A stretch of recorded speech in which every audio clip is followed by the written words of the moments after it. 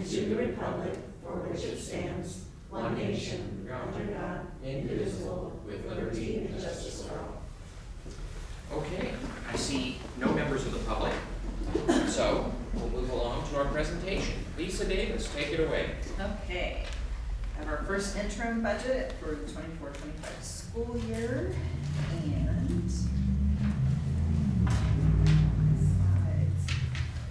Overview, we'll just quickly, because I just got back from the CBO symposium 3 or 4 weeks ago, so I wanted to share some slides on they did some US and California economic outlook, so I thought it might be interesting for the board and cabinet to see. And then just the education budget update going into our first interim and then the next steps. So, oops, I'll stop.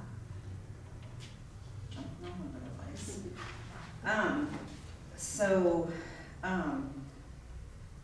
From the symposium, what they were talking about was, and so you're gonna be hearing mixed, because for the US economic outlook, it's looking, fairly positive, it's not horrible, but for California, that's kind of a different story.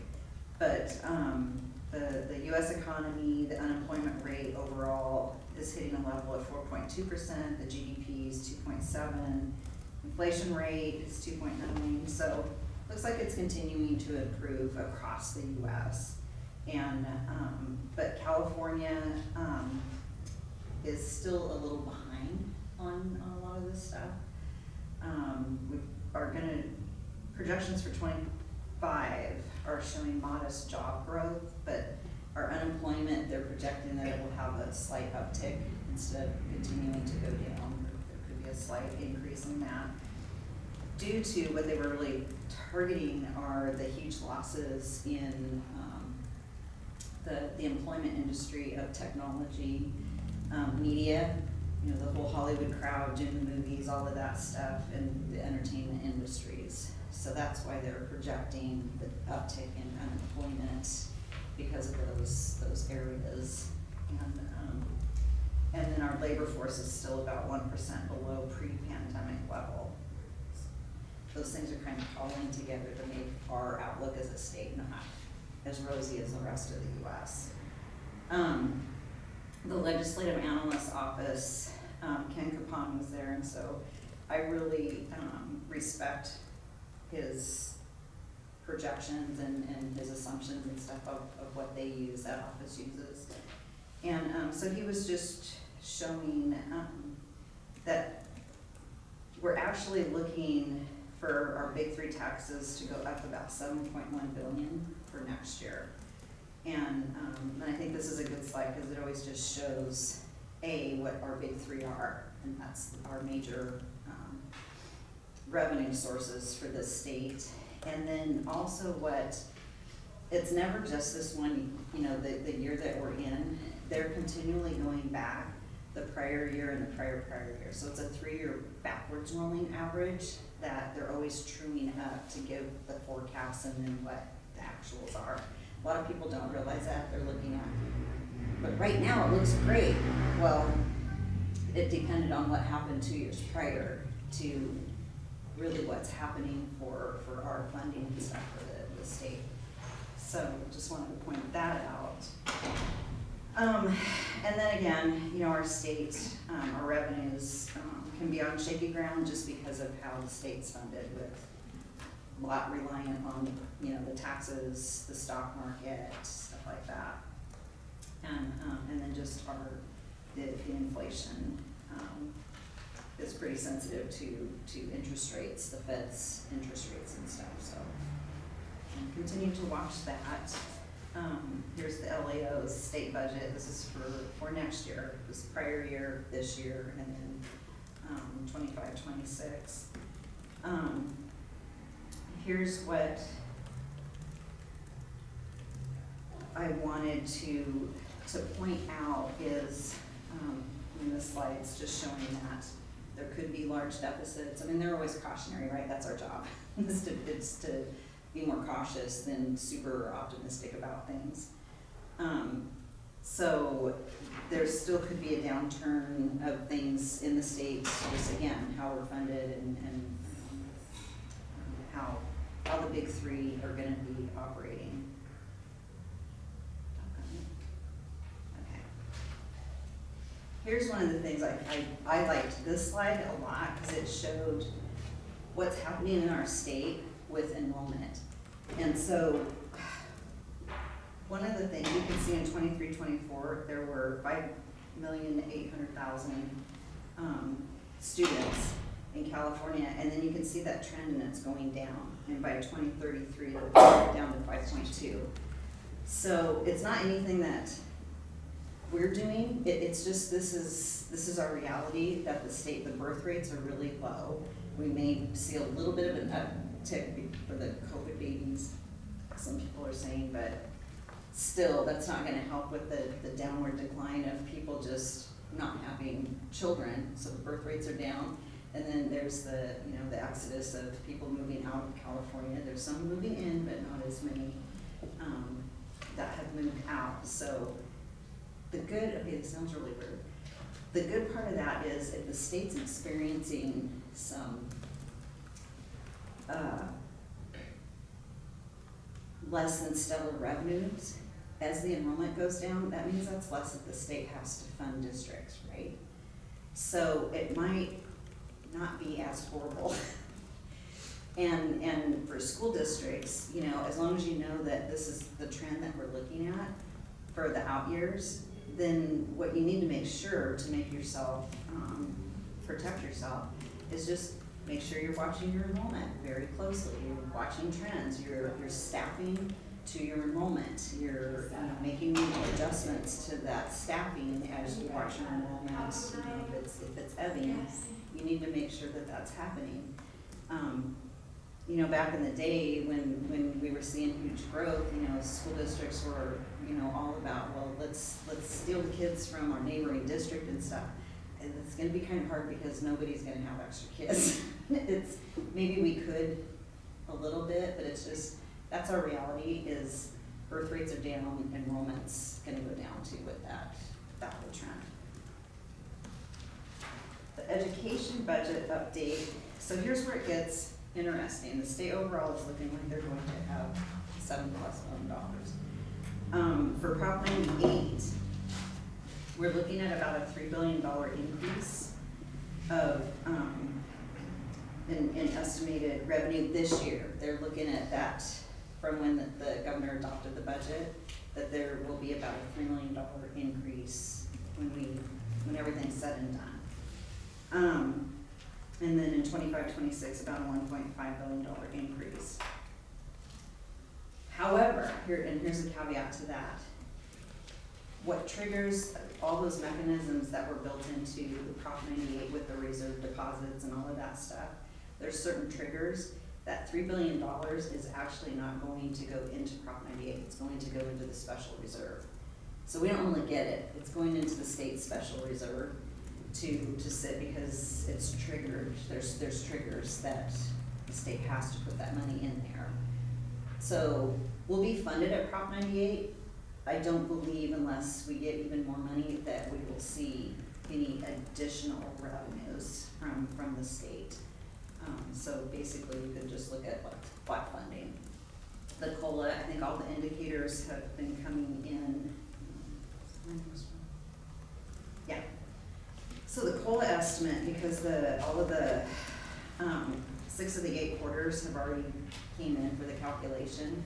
So they're looking at a COLA of about 2.46%. Be interesting to see what the governor comes out in January, because by then I think all but one of the indicators will be in play. So it's kind of good news, but the state has to fund that. So the state's going to fund that. Again, just not looking at a lot of additional dollars for, I've been hearing, if there may be another one-time funding source. That remains to be seen. We'll see what happens when it all is said and done. So this slide just shows just some of these baselines of when, you know, the funds come in, what happens, and what the guarantee, would be funded at, really focusing on that, it's the 2.833 billion. I did wanna bring, I showed this slide back when we adopted the budget. Interesting thing, and I don't know, when you guys were at CSBA, anybody talked about this, the 22-23 funding mechanism, the conundrum. Nobody's talking about it anymore.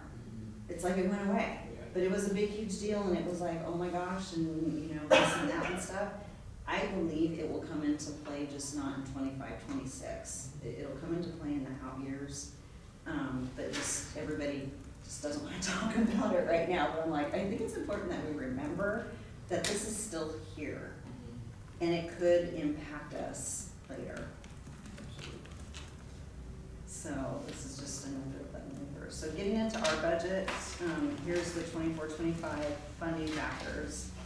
I feel like this is a good slide for the board to have at their fingertips, because it shows, it breaks it down by the grade levels of what our base funding is for each of our ADA, for ADA.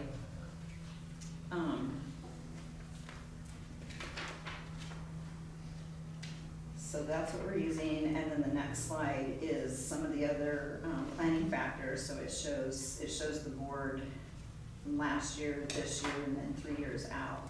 What California lottery, what it's been funded at this year, or the mandate block grant, what it's being funded at, and then what the CalSTRS and CalPERS rates are that we have to pay, and the unemployment insurance rate, and what minimum wage is. For California, again, San Diego upped it. I think it was 16.85. I think it's minimum wage for San Diego County. It's higher than the state's minimum wage. Kind of watching to see if San Diego County is going to adjust it higher than what the $17 is that goes into effect January 1st. Again, assumptions, I like to show assumptions that we use. I mean, that's solid, the 1.7 statutory COLA, the increase, the lottery increase from when we did our projections in June for the adopted budget. At that point in time, we had $177 for unrestricted and $72 for restricted, so those have adjusted now to $191 for unrestricted and $82 for restricted. So those are reflected in this. Step and column increase, our STRS, our PERS, operational expenses are all the same. Student data, enrollment, we're sitting about 4,485 students. Average daily attendance, right now we're sitting at almost a 95%. We haven't done our P1 reporting period yet, so that is in the 1st of January when we get back, so then we'll be able to see what that ratio actually is for the ADA. And then again, we'll do it at P2 in the spring. And but our unduplicated pupil count, or UPP, it actually went down just a little bit by when we were looking at the CalPADS date. Dipped just a little bit, but I was explaining to staff when they were like, oh gosh, you know, it dipped down. I said, but remember, the UPP is on a 3-year rolling average. So it's this year plus 2 years prior. So what we're seeing, and also our ADA too, we're funded, this is what's for right now, but we're actually gonna be funded on that 3-year rolling average backwards. What we're seeing is the COVID, big, you know, the stabilizer is gonna be gone next year. And so we're kind of seeing that trend now of this year, of those dips now. It's not a huge cliff, and that's what the purpose of the 3-year rolling average was, to not create cliffs anymore for districts, to create a more of a steady decline if you're seeing that. So that's what we're gonna start seeing, because now we're out of the COVID fail-safe.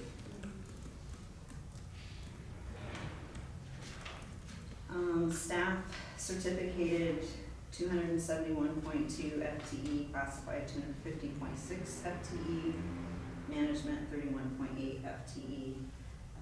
Classified, that's all, a lot of those folks are part-time, so we actually have about 350, I wanna say, classified folks. But this is based off of their FTE. So our general fund overview, we'll just quickly go through that. Again, these are budgeted, these aren't actual, so it's, at this time of year, our budget kind of, those numbers blow up because we've, we have encumbrances, we have things that we're just saying what ifs and budgeting those numbers. They more than likely won't come out. I said this before, when we do our actuals at the end of the year, we usually have a fallout of budget from actuals of about $1 million, $1.5 million.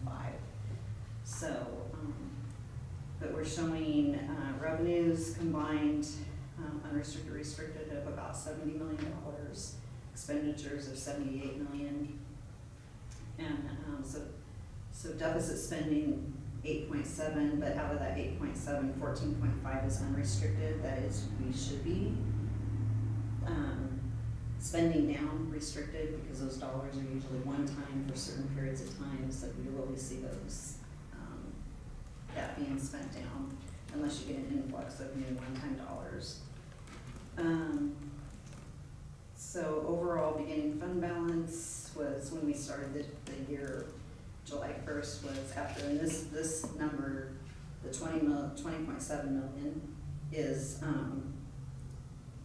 that's actuals, that's from when we closed and what the actual balance was. If we spend everything in the budget, we would end the year with about 12 million. Our unrestricted fund reserve is 3.38%. And then just the pie charts showing how it's carved out within the budget, the general fund again. The majority is our local control funding formula, the state's revenue that comes in. Our property taxes, you can see people was asking, my property taxes fund your district. And so, yeah, it's only 14.5 million out of a $70 million budget. So, not really. Then expenditures, salaries and benefits encompass over 80% of our district's budget. So that's the lion's share. Multi-year fund projections going out. So I showed last year where we ended with 23-24. This year it adopted now at first interim and then projected for 25-26. So,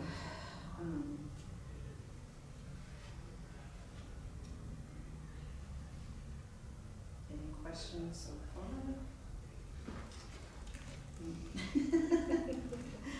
And this next steps, we'll do our next interim for actuals as of January 31st, and then the second interim will come on board in March.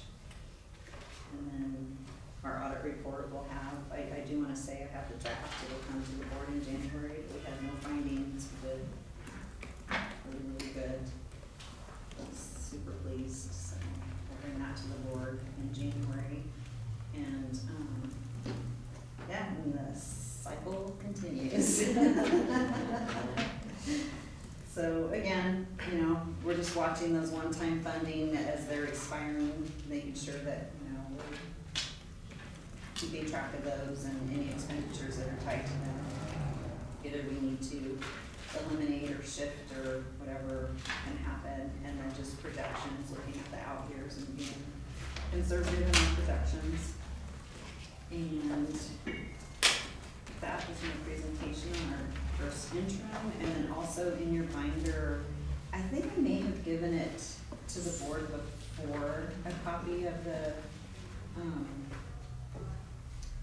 whatever it's called. Bottom line. The bottom line, yeah. That's for you guys to keep if you didn't prior. It's just a good handy, shows how school districts are funded, if community or whoever's asking you about it, it's a good resource to have. And for Captain, good to know. Any questions? Yes. Comments?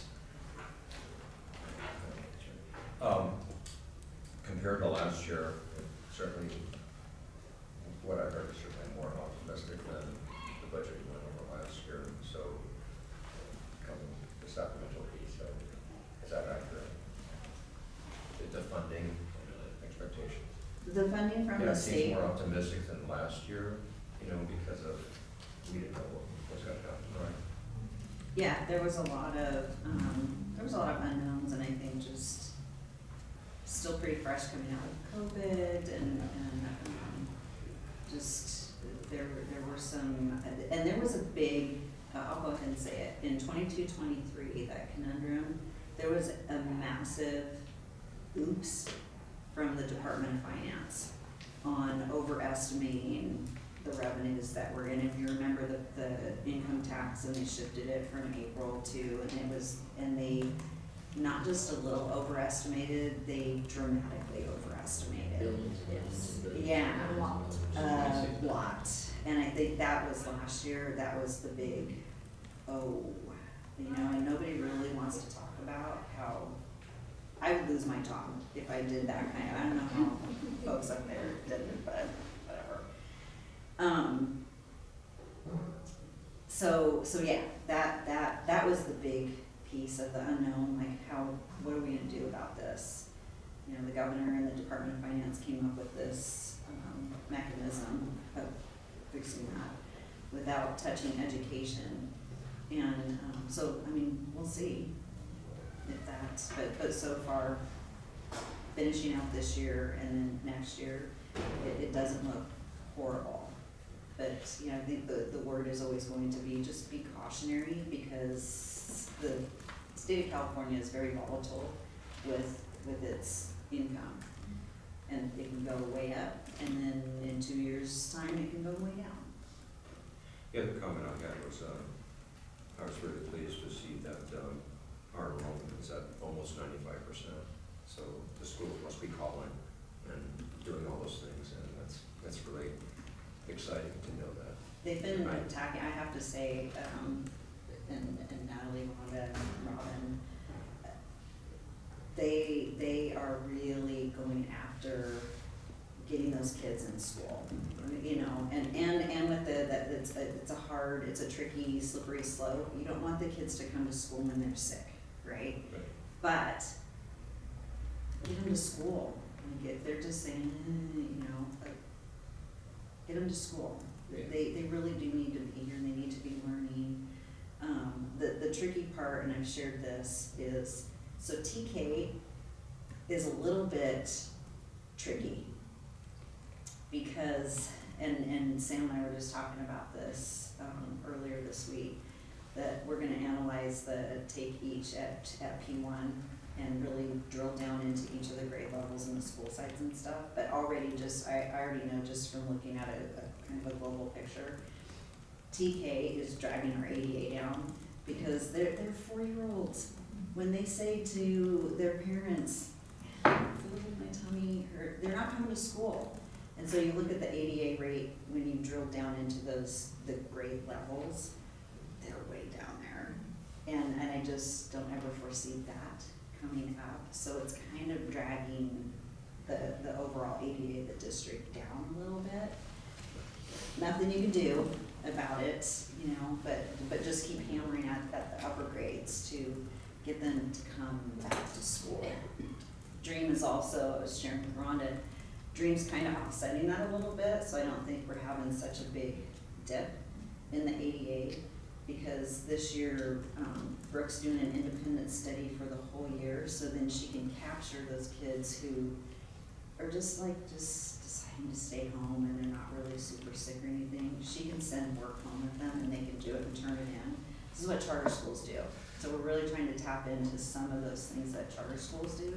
Charter schools historically have a 97 to 99% ADA rate. And so I'm thinking Dream's gonna be, and Sam said the same thing. We're thinking Dream's gonna be there this year. That'll help pull up our overall ADA for the district. Weren't you proposing to do that more district-wide too, to capture some of that ADA? Wasn't that a proposal you had? Okay. We're piloting this year. Okay. We're seeing how. Who are you piloting it with? With Dream, that's the pilot, Yeah. okay. Yeah, seeing how that works is we would really like to, if it works and we worked all of the little, you know, nuances of it for the site staff and the teachers and stuff. And then once we get those little kinks worked out, to start pushing it out to the other sites and stuff, because I think that's a way, you know, that we can maximize on our funding and the ADA and the kids. I wonder if you could do it for the TK too, if it does work really well with Dream, and send them like a little packet. Packet or something, yeah, I mean, we're continually looking at ways to, do better.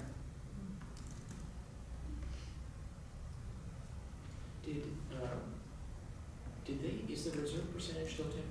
I heard that the tests are different, so. The tests are different this year, so we're out of that this year. It's looking like, with that special reserve, that's one of the deals in the state has to. So it looks like for 25-26, it'll kick back into the 10%. That's so Because I think it goes back to a test. I think it'll be a test. Right now, I think we're in test 1, if I'm not mistaken. In the other years, it was test 2. Test 3 is really bad. But I think in the other years, we're in test 2, and that's when it's triggered. Makes sense. So we got 1 year. Yeah, 1 year. Hey, that's fine, that's fine. When we talked a lot about the one-time funding, do we have a lot of that left, or we've depleted most of it, right? Mhm. Okay, that's what I thought. From our restricted spending, it looks Yeah. like it's gone. Yeah. But, or most. I know that's been the focus, I just wanted to double check that that We was just had a correct. meeting today with Yeah. now leads Department of Services and stuff, like the learning loss mitigation funds, so that it'll be all done by the end of this year. The only thing that's really left is the educator effectiveness dollars, but again, we have 1 more year after this year of that. So the wells run dry. I mean, better to use it than not to give it back. Right, and we I mean, I have to say, we utilized it, we are right on track Yeah. for not having to scramble at the last minute of then just like trying to spend just to spend, because, so we've been very Right. thoughtful over the years of utilizing it and trying to get it right up to the date that it expires, so that we don't have to pay anything back. We don't have to give money back. Yeah. No, we not want to do that They're in universe. Yeah. all the time. It looks like to me this, from the adopted 24-25 to the first year, that increase in deficit spending, is that just the, is that the negotiations? No. No. No, and that's really not going to make a large dent in it. The majority of that deficit is adjusting, we had to adjust upwards, on a lot of the contracts that come in. So they're budgeted for like, to the end of the school year, it's a huge guesstimate, but you have to budget that dollar amount. And, so say it's a $100,000 contract, we're gonna budget it for $100,000. The likelihood of it actually reaching 100 by the end of the school year is very low. Probably gonna spend more like 25. But it's based on usage, some of these, you know, the contracts that we get for any kind of staffing that we're not able to staff, because we're trying to, you know, we're hiring for certain things, and it's just that in between time that you wanna do a contract for the whole year, so you don't have to keep going back and back and back to do new contracts, just based on the dollar amount that you think. So you make big budgets and for these contracts, so that you only have to bring it to the board one time. Hopefully, you're not gonna use those dollars again. That's where this falling out at the end of the year. So adopted budget, you're not, what you don't have in there also is all your federal funds. Those have to be budgeted dollar for dollar. So when you close your books, you see how much federal dollars are left. When you adopt your budget, you cannot put those dollars in your adopted budget. When first interim comes around, that's when you put all those dollars into the budget. Again, We generally don't end up spending every single dime of the adopted, or of the federal dollars. I'm talking more Title I, the federal dollars, yes, we spend every dime of those, but it's the Title I, II, III, IV that generally we don't spend. But you have to budget it dollar for dollar. However much they tell you you're gonna get in revenue, you have to budget that in the expense, or the system doesn't allow you to close, or to do your financials. Yeah. It's weird, but it's just the world we live in.